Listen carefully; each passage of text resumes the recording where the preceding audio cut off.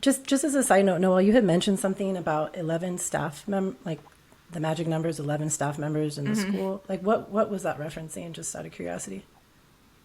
Ian, do you want to elaborate on that for us? Yeah. Yeah. So basically, it was research that was showing when kids are able to identify 11, and it might be 11, it might be 12. So, but around that number, right, a baker's dozen number of people who they can identify as affirming, then it completely shifts the school culture. It encourages the child to stay in school more. It addresses those things related to self harm and everything else. So it's really basically pointing to if kids can see that number of staff members based on a sticker or something little, like they're more likely to succeed in school. But here's the thing, Miranda, right? We have conversations with kids. We have conversations with kids, and we were able to sit down with superintendents all the time, board members. And one of these conversations, we actually sat down with a superintendent and 8 students, middle school and high school students. And we said, we knew this research, so we said, how many adults do you genuinely feel you could turn to if you were in crisis?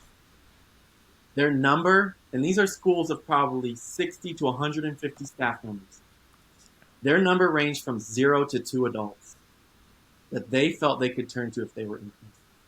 And so knowing, 11 or 12 people sounds like a really easy number to get to, but clearly in a lot of our schools, our kids are saying, I'm alone, I have no one, and including in staff. And so it's certainly, how do we start to shape school districts so that they can even just change their perception? Because for many of us, and anyone that's listening, or you all, it's certainly something I always tell people. You know where you're at in your own head, right? Every single one of us know where we're at with allyship. We know the types of conversations we have. That does not mean a student who sees you in a hallway has any clue of whether or not you can be an ally or are an ally. And so how you can start to demonstrate that visibility, how you can start to demonstrate it as yourself as someone that kids can turn to, or your school as an affirming environment, or your district as being one that uplifts our kids, that's how you start to change those perceptions. And when we see the opposite happening, right, when we look at some of the bills that, and certainly I can get into this more later, but when we look at some of the bills that are being passed in our House and Senate related to banning trans kids from playing sports, perfect example.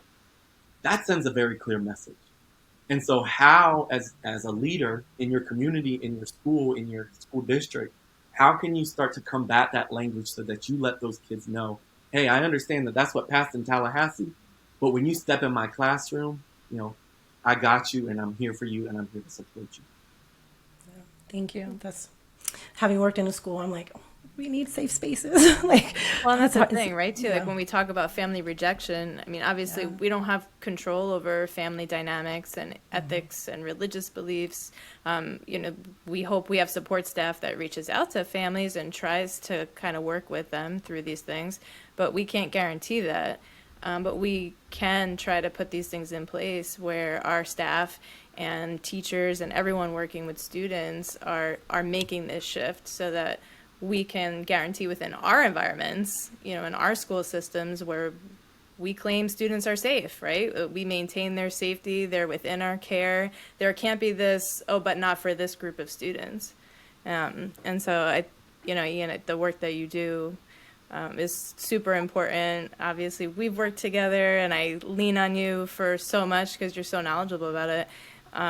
Because it's just, like you said, you can see students who are in some of these spaces in hiding or don't have these people that they can rely on.